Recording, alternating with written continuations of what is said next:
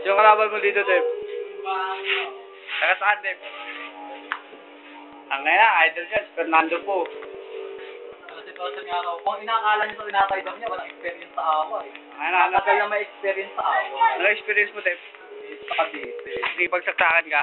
Hindi nang dahilan. Ano? Nag-aaral ako ng karate. Mas interesado ba ako magpapansin? Hindi nang dahilan. Bakit? Hindi maano-concentrate mo ng karate, mag-step, kung may mga nanonood sa'yo, dahil pag nag-ano, ikaw pa nga ano eh, lalit-laitin. Walang kaway mo dito, Tep.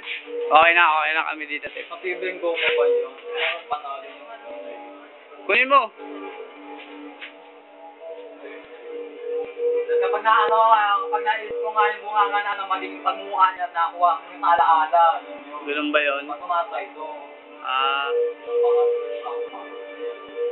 Ano pa nga natin ano, natin mga kanila dito. Sa panonood ng basketball, yun ang daliga.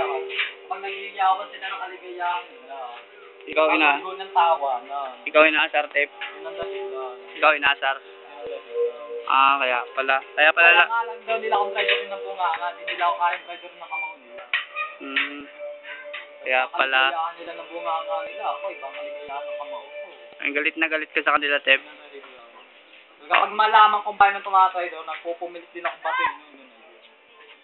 Sapakin Pag mo. lumabas nga magulang nila, pangarap ko prangka yun. Ang pinaka-prank ako, pag ako tinatay doon ng mga anak ko, tinitiis ko yan. Dahil balang araw ko gagawin sa mga tumatay dito, gagawin ko yun. Ganun ba?